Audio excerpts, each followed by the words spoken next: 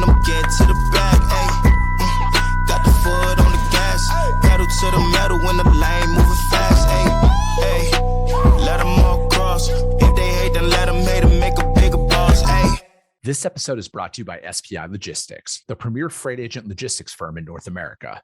For over 40 years, SPI has been diligently building the most successful freight agent network to provide first-class relationships for our shippers, receivers, and carrier partners. We are more than another transportation network. We are a dedicated team of professionals united by one singular purpose, and that is to expedite our agents' success. All of our agents are set up for success on day one, as they are provided with a full suite of support staff that is ready to assist them with everything from after-hours emergencies to financial and administrative needs on a no-fee basis. This way, you can focus on continuing to grow your business. There is no financial risk to start, and you have the ability to earn up to 75% in commissions. If you are looking to take control of your financial future and build your business with the backing of one of the most successful logistics firms in North America, visit www.spi3pl.com to learn more. Do me a favor and let them know that the Freight Coach sent you. Hey guys, before we jump into the episode, I wanted to let you know it is brought to you by Denim. As a business owner myself, I personally know the importance of financial stability and preserving cash flow to help navigate through any freight market. With Denim's comprehensive service offering, you now have an all-in-one financial partner whose platform includes factoring, payments, freight audit, document collection management, and analytics, which help keep your business financially healthy and increase your team's time to focus on revenue-producing activities. You can also take advantage of Denim's free credit check, which they perform on all of your customers. And Denim will proactively reach out to you if they spot any signs of credit deterioration. Finally, Denim always pays your carriers first. As a broker, this is imperative to preserving your credit score in the market, which ultimately helps you become a broker of choice to your carrier partners. Are you ready to learn more? Visit denim.com to schedule a demo today. Just do me a favor and let them know that the Freight Coach sent you. What is up, ladies and gentlemen? We are back. We are live. It is the Freight Coach Podcast, the top podcast in transportation, coming to you guys every single weekday, 8:30 a.m. Pacific, 10:30 Central, to break down some industry headlines. But most importantly, you guys, provide some actual insight into what you can do with all of this information. If this is your first time tuning in, welcome. This is the real side of freight, ladies and gentlemen. And I do say that before every single show. And what I mean by that is I only speak with transportation professionals, because at the end of the day, you guys, I want to talk to the right individuals who have done what you're looking to do or who are currently doing what you're trying to achieve. So you can take that information, apply it, utilize it, and see a meaningful difference in your business and your life. Happy Friday, everybody. It's a holiday weekend, so we're going to jump right into the show. I got a very special guest for you guys here today. I always like talking to trucking associations and other advocacy groups out there, because at the end of the day, you guys, when you're out there putting policy that really changes the landscape to the industry. I feel like we live in a day and age where people think making a post on social media is just going to go and all of a sudden change laws and rules and regulations to benefit our industry. But that couldn't be further from the truth. We need people advocating for us on Capitol Hill, in D.C., and at the state level and everything else. So with that being said, I have Mr. Ben Greenberg of the North Carolina Trucking Association on the show today. Ben, thank you so much for taking the time to join me.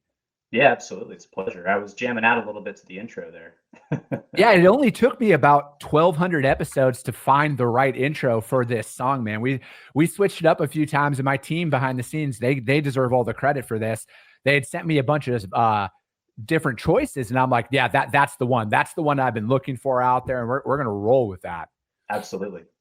So, dude, how did you get your start in trucking or at the North Carolina Trucking Association?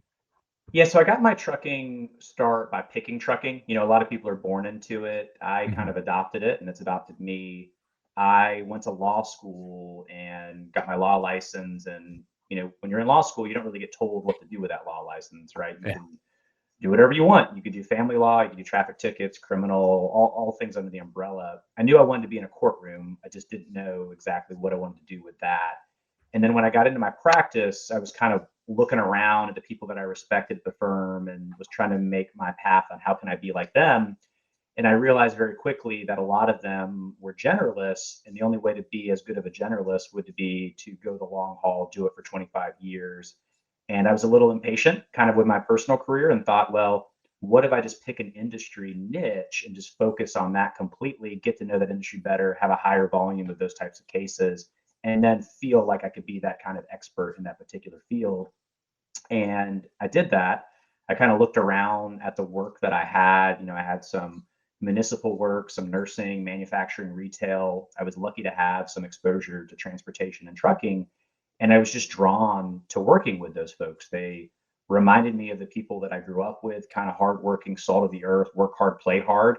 And unfortunately, they have a lot of risk. And so they have to work with lawyers more than your average industry. And so, on the same token, they were more of sophisticated recipients of legal services, were looking to move the needle on their program and not just on individual claims.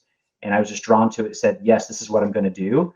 But then I had to figure out, how am I going to learn this stuff? And thankfully, the North Carolina Trucking Association was an option to just start attending events. So I signed up, sat in the back of the room, volunteered my time, and then learned, right? Because, we're kind of like the military in trucking. We use specialized terminology. We love an acronym for anything that we can. Yeah. We've got words like lumper, reefer. I'm like, I didn't think they could do reefer while they're driving trucks, but I'll figure that out later. But that was sort of the path that I set out on, and it's been incredibly good to me and my family.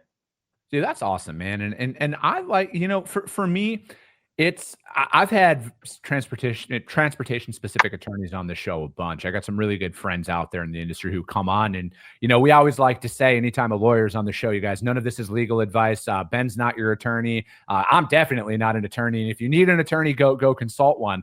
But I look at it is I say, because I've been self-employed now for over 5 years, and I say that the two best decisions I made in my business was to get the right attorney and the right CPA behind the back, right? Because it's like and I think a lot of people, when they go into business, we go into business based on our skill set, right? Like, I've been a freight broker my entire career. I know trucking, man. I know the ins and outs of this stuff, but business, legal, structure, all of that, completely different ballgame. And you need to bring both elements to there. And, a lot of, I grew up in a trucking family. Like, my dad was an owner op. He drove for 40 years. My family's been in trucking for almost 100 years now. And I look at it is a lot of these individuals that are out there, man, they just want to drive, right? Like, they want to go do what they do best. But at the end of the day, and I think we're seeing a lot of this right now in current events in the industry, there's a lot of policy that is out there where we're starting to be like, wait a second, this isn't right. All right. Like, and especially from the people who are in the industry. And most of these bureaucrats in DC and other places, they couldn't even tell you how many wheels are on a truck at the end of the day, outside of the photo ops that they take when they go around with their generic smiles and crap like that, right? So it's like, we need people who are in the industry, in groups like the North Carolina Trucking Association. I'm friends with the Minnesota Trucking Association and stuff like that. Like, they sit there and listen to their members, and then they take this stuff and then they bring it to the state Capitol Hill and DC and stuff to really fight for real policy change. No, yeah, you're 100% you're right. Particularly when you go to Congress, which we'll be there next week doing our call on Washington.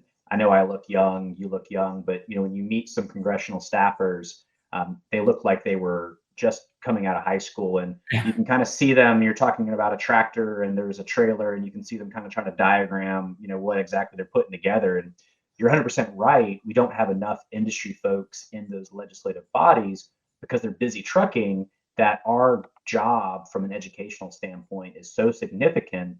So we have to be at that table because we're frequently getting talked about, and we're frequently on that table that we're not there. So it's incredibly important to find some way to advocate in person, to tell the real stories of trucking and educate those lawmakers on our pain points, because they just don't know. Yeah. So, like, with you say you're going to DC here next week, man. Yep. What are some of your guys' top legislative agendas that you guys are bringing to the table out there?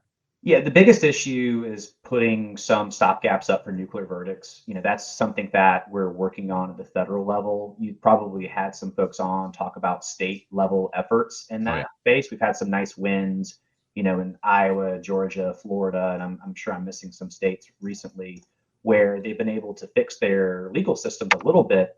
But the reality is trucking is interstate, right? And so we kind of need a federal one size fits all fix. And so, without boring you too much and going into the weeds, one of the big things that we're looking for is to get more cases in federal court. And basic concept is federal judges are appointed for life. They're going to be less beholden to the community that they live in with their evidentiary rulings, right? Mm-hmm. They're gatekeepers of what the jury hears, and what the jury hears makes a big difference on these verdicts. And so if you've got a state elected judge, that's trying to decide between a business and a member of the community that elected him, you could see how some of that bias and or prejudice could Oh yeah. impact rulings. And so any defense lawyer that you talk to is going to want to be in federal court to defend a company. And so we want to provide a better forum to get more trucking cases of a certain dollar value in federal court, so trucking companies get a fair opportunity to defend themselves. Yeah, I mean, I'm not going to sit here and make any accusations and say that judges can be bought and paid for through campaign donations. We're not saying that, but I think that that's a very good point, Ben, because at the end of the day, I feel like the trucking industry as a whole has been like under literal attack here over the last decade at least. But talking about nuclear verdicts that are out there, a lot of these trucks are, and you see it. I mean, I've had a lot of guys on this show who are in the compliance side of things. They talk, they post crash data and like cam footage and stuff like that. And it's like, I mean, the amount of stuff that these individuals go through out on the road is like, I mean, the last thing they need is like being an unfair judgment through a nuclear verdict because somebody cut them off and then they can't prove it because they don't have cams, right? And it's like, and that's why it's like, because I talk about dash cams and and inward and outward facing cameras on this show and stuff like that, and I get the privacy aspect of it that is out there, but like as a business owner myself, if I own trucks and have them out on the road, I would want to protect our assets from this, right? Because how many of these outward facing cameras instantly eliminate a potential nuclear verdict because it shows that the driver was not at fault? And I feel like that's kind of the stance a lot of these individuals need to start looking at is like, if nuclear verdicts continue at the level that they are, I hope they don't, what are you going to do to protect your business, right? Because again, if you don't have any way to prove that you weren't doing that, all it takes is a really good attorney to convince the jury that you didn't do something. No, that's 100% right. And then the other unfortunate reality is that people are getting priced out of the market without even being involved in an accident, right? You're seeing double-digit increases on your insurance auto policies because of these nuclear verdicts. And these are folks that are not having claims. So it's not even a matter of being in the situation of having to defend yourself. It's you're getting battered with the crossfire from these verdicts that are happening in the auto insurance space. Yeah. And so, I mean, that's another really good point. So like, what's the general consensus out there from a lot of your guys' members, right? Like I had Maria Ivanoff on the show here recently, and it was funny because she's like, oh, actually I'm going to speak at the North Carolina Trucking Association conference that next day or next week, I believe. And, her and I got into a lot of really good topics on that episode there, but it's like, what's the general consensus from your members right now about kind of the state of the industry? And that might be an overarching question, but I feel like there's a lot of just general frustrations out there from the trucking community in regards to rising costs and insurance and everything. Yeah, we're a very diverse organization. So we've got folks in all different lanes, operations, dump truck haulers, we've got movers, we've got over the road LTL truckload. And so it's hard to always speak because we're not a monolith, but general consensus is that insurance has gotten out of control. And again, these are folks that are not having claims, that are seeing double-digit increases, that they're just fighting to stay in business without even being involved in collisions. And so I think there's a sort of a clear understanding that something has got to give. This is critical infrastructure, right? People don't always think about it that way, but in North Carolina, 85.6% of communities are reliant on truck for their freight. They have to have it, but they're being priced out, and that's causing a lot of this inflationary pressure that your everyday citizens are seeing when they're going to the grocery store, going to restaurants, or buying any of their essentials. Mm-hmm. It's, I look at like, what are some of those things that some of your guys' members have used to maybe offset some of this stuff, right? Because I'm assuming, again, I don't know you guys. This is literally the first time Ben and I have ever like met at the end of the day. But I'm like, what are some of those best practices that some of you guys talk about out there that it's like, hey guys, this is how we're offsetting this? Because at the end of the day, there's always going to be something, right? Like whether you're a business owner, there's always going to be something that you could perceive as prohibiting you from being able to make it. So are you guys out there working with your members and putting on workshops of like, what are some best practices we can do to stay in business and really weather these peaks and valleys? Yeah. So specifically in the legal defense framework, we put on a litigation workshop once a year. We'll get, the brightest minds in trucking that are lawyers to put on a full day seminar in North Carolina for those members, just to talk about best practices.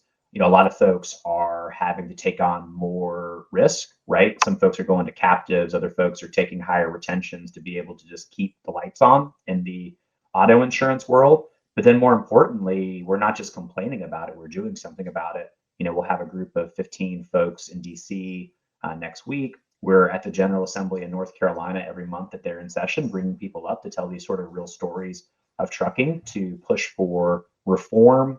We've done a lot in the auto reinsurance space in North Carolina, where essentially the reinsurance facility is a safety net for risky carriers, for lack of a better word, where their policies have been ceded by traditional insurance companies. And then the losses from that policy gets passed on to the motor carriers that have your regular run-of-the-mill commercial policy. And so it's kind of outrageous that we're having to bear that burden.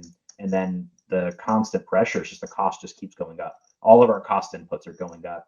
You see that frequently with the latest ATRI data whenever it's released on operational costs of trucking. And so all these costs are going up, but freight rates have obviously, as you know, just not kept up with that. Mm-hmm. No, it is. It's a very, I was, I try not to use the word challenging, because like at the end of the day, like it's not easy to run a business and own a business. Like it's literally the hardest path you can take in life at the end of the day, to go out on your own and try and make it. And especially in an industry that is as capital intensive as owning trucks and stuff like that. And, but I also look at it is like, this is also one of the last industries out there where you do not need a formal education to build a successful company, right?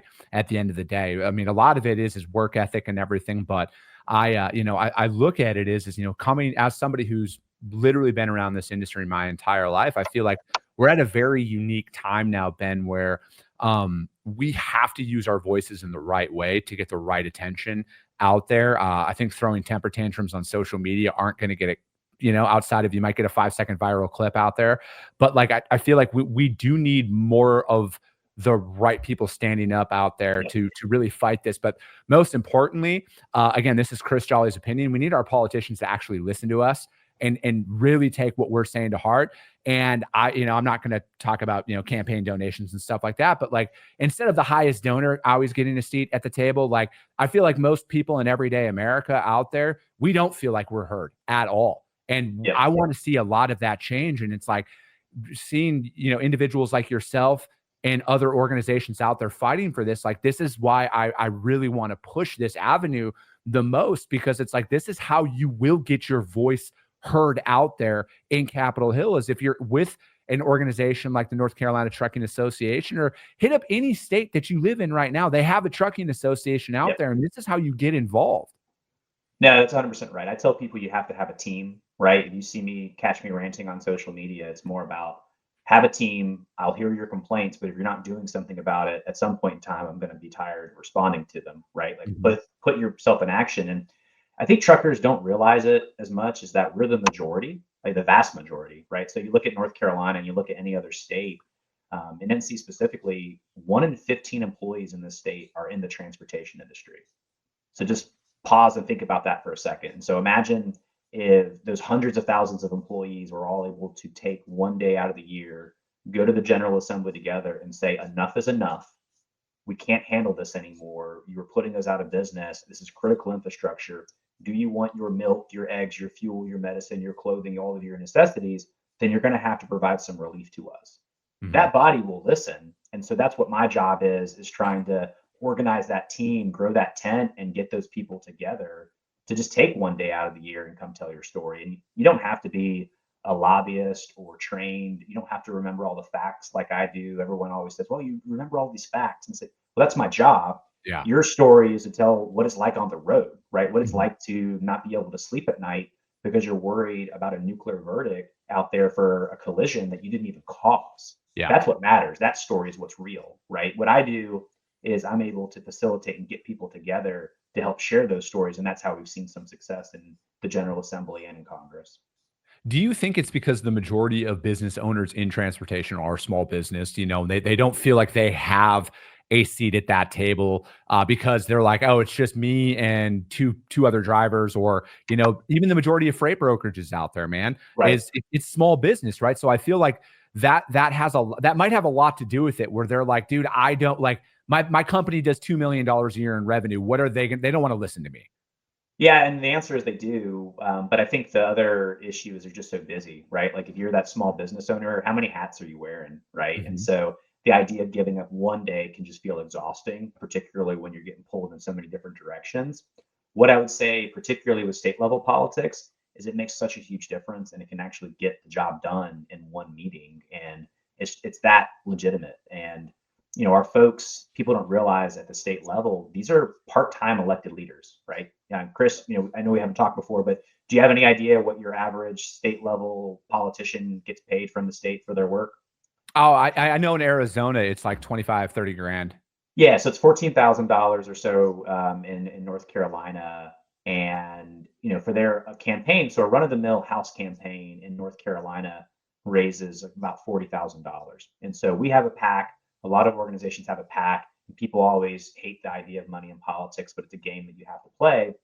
But NCTA is able to make a contribution of $2,000 to $3,000, and all of a sudden we're a top four donor for an elected leader. Now that's not buying anything, but Yeah. it's you're getting time, right? And you're being able to tell those stories. And we've really built that momentum in North Carolina where everybody's voice actually does matter. We ask our folks to show up once a year. And we'll have a different group coming in every month. We don't want to overburden people, right? We don't want to ask our members to come, once a month for 7 months while they're in session. But hey, let's take all of our Western North Carolina transportation professionals. Let's bring them on this day. Let's take all of our young leaders and bring them in to meet with the freshman members of the General Assembly. Hey, let's take our board and let's go meet with transportation leadership. Let's have a legislative reception where we ask everybody that can come up that couldn't come up the other days to kind of mix and mingle and tell these real stories. And it works. Like, look, we got booting banned in North Carolina this session, right? That's a huge deal. I'm sure you've probably had folks on that have complained about truck boots and how it's Oh, yeah. essentially highway piracy, right? Like you Yeah. park it at Bojangles. I know Marina's had these issues out of Charlotte where you have a driver park at Bojangles at 10:30 to get a biscuit. They're eating the biscuit in the cab of their truck. It rolls 11:01, and technically trucks aren't supposed to be there anymore. Within seconds, the truck's booted. You got to knock at the door, and it's $3,600 cash to take that boot off. Like, Jesus. make that make economic sense, right? Yeah. It's piracy. Yeah, dude. And that's the thing.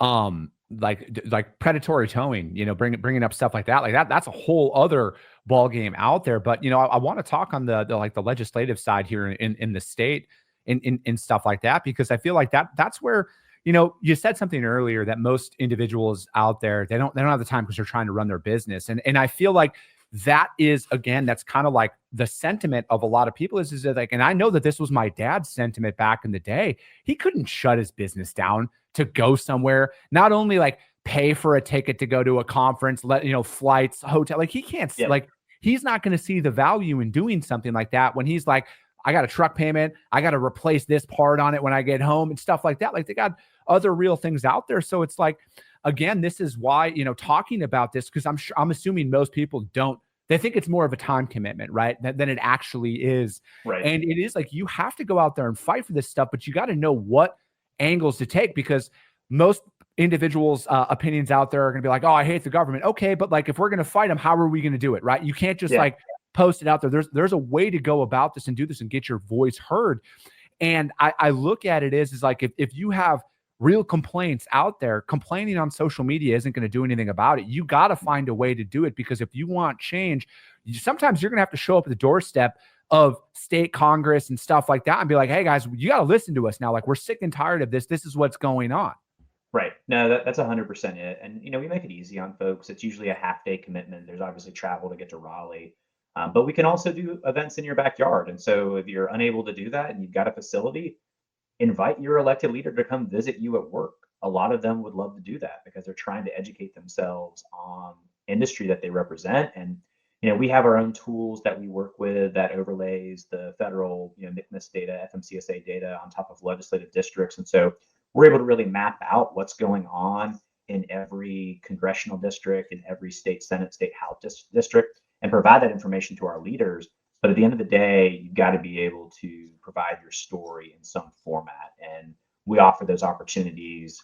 We don't charge people, for to come into Raleigh, because we know that we're all kind of helping move the law in a better direction for truckers, and we just need some relief, right? I mean, we're in year 3 or 4 of a freight recession, depending on when you start counting, Yeah. and we've got to get some relief. You talked about being under attack. It's a multi-front war, right? I mean, that's the reality. You've got nuclear verdicts, you've got predatory towing, you've got environmental policy that just doesn't make sense. You've got pressure on the independent contractor model. Like, you've got trade, right? When does it end, right? And so we've been able to chalk up some nice wins in some of those pieces, and not all of it's front burner right now. But the way all of that has happened is by folks taking the time and showing up and telling their story in some form or fashion. No, you're right. I mean, speaking on, like environmental and even AB5 and stuff like that, which I've done plenty of episodes on that. And, it's an absolute assault on the independent contractor model of all industry, not just trucking. Sure. And, and that's how a lot of business owners go out and kind of get their footing, right? Because I don't know about you, Ben, but like not everybody just has access to millions of dollars to go out there and start a company. Like a lot of us bootstrap our way up, and, so it's like, it is, man. It's like, it's getting hard. And that's I feel like the perception out there, it's getting harder and harder to make it as an independent out there. And then on top of it too, like with everything that's kind of coming on with, visas, there's a lot of drivers who are here right now who are on work visas and stuff like that.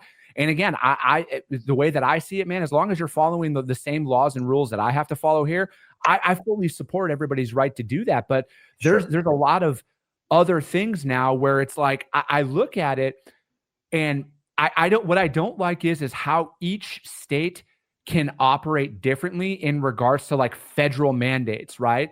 Like, and mandates might not be the right word there, but if we're looking at like CDLs and issuing of CDLs out there, how are some states able to issue a CDL without certain forms, but like other states have to use those forms to prove the validity of this stuff? Yeah, they're not in compliance. I mean, I'll say it, you don't have to, it's just, for a variety of reasons, there are states out there that are just not in compliance. They're just not. Yeah. And so, they'll claim budget, resources, et cetera, that it's impossible. But, well, that's a problem in itself. We got to find a way to right size that, right? Because we need consistency. And to your point, about the non-domiciled CDLs, which is, a headline right now because of that tragic crash in Florida, we just need everybody following the same set of rules, right? Yes. And so taking a pause and taking a look at that, nobody can say that's a bad thing when you know that there are states out there that are not in compliance and that there can be some bad actors out there. So it's reasonable to stop and make sure that everyone's following the same playbook. Yeah. And that's, I mean, that is my literal stance on this, right? It's like, hey, the pause is good for now, as long as something actually comes from it, right? Because it's like, I mean, I said this on my show the other day, and I'll say it again, man. I just have very little faith in the bureaucratic process that something's going to actually change, because it's so politicized as an entire thing right now. And I'm just afraid that there are going to be states, and again, you can follow party lines out there, man. There's going to be states who are going to plant their flag and be like, we're not doing any of this because we don't like this person. And it's like, and that's what I hate. And again, it's like what's being overshadowed is the lives that are lost on the freeway and other spots out there. And again, to tie in nuclear verdicts to all of this stuff, at the end of the day now, and there is, and I went and looked at all of this stuff. There is no specific line item on the crash data that says it was caused by a non-domiciled CDL. So any of those talking points out there are invalid and people are just spouting off. But every single traffic fatality where there is a CDL holder involved in it is eventually downstream going to affect insurance rates. It's 100%. Only going to continue to add up. Yeah, no, that's 100% right. And, people forget that the vast majority of these collisions are caused by the four-wheeler not acting right. Everyone's driving down the phone, looking at their TikTok or whatever else they're doing, causing these collisions. But the problem is that we've made trucking companies such soft targets, and they've got these minimum insurance requirements that you've got plaintiffs' lawyers that are working on contingency. They're playing the lottery, right? It's like a scratch off. And so if I sign up 6 of these cases, I know 5 of them are not worth anything, but maybe something will stick. Maybe I can paint with a broad brush that this industry is not doing things right and ring a bell. And that's the reality that we're living in. And so these soft targets is what's just driving all this stuff up. No, man, I couldn't agree more with that. Ben, I really appreciate your time, man. Like it's one of those things where I think we have to get more vocal as an industry. We have to do it the right way, and we have to like actually push for real policy change out there. And it does start with getting involved in your local trucking associations and, on the brokerage side, on the TIA and other advocacy groups that are out there, OIDA, it doesn't matter what it is. We got to get our voices heard out there, because if we want change, you guys, it has to come from the people in the industry. Otherwise, there's going to be people making the decisions for us. And then we're all going to be sitting there putting our hands out like, how did this happen? It's because we didn't speak up. But Ben, how does anybody reach out to you to find out more or get involved with the North Carolina Trucking Association? Yeah, nctrucking.com. It's that easy. I will make a pitch, while I'm on the air for your market. We're putting on our first inaugural, what we're calling NCTA Networking 2025 session. That'll be on October 16th in Colfax, North Carolina. Simple concept is we're trying to match people that have freight with people that need freight, right? Yep.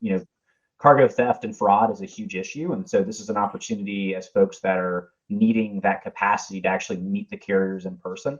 And so we're hoping to provide a nice environment to get all those groups together to be able to talk trucking, network. There's not going to be any presentations or anything. And so it's just all about getting people together in person, see each other. You're not dealing with somebody that bought an MC number, on Facebook Marketplace that's looking to steal your freight. And so we're really excited about that event. And so love to have people reach out if they're interested in attending. It is going to be open to non-members. So that's October 16th in Colfax. But you can find me on nctrucking.com. You can also find me ranting on social media from time to time, LinkedIn, X, all of those places. But I'd love to chat. I care about this stuff, and I care about facilitating change. And I'm happy to put anybody in the right position to be able to advocate on their behalf. Perfect. Ben, thank you so much. If you guys can't find Ben or the North Carolina Trucking Association out there, hit me up. I'll gladly put you guys in contact with him. But that's going to be it for today, ladies and gentlemen. As always, if you got value in what you heard, subscribe to the show, you guys. And if you're feeling really ambitious after this one, rank the show on iTunes and Spotify, because if you saw value, your network's going to see value as well. I appreciate you guys. I love you guys. And we'll be talking to you soon.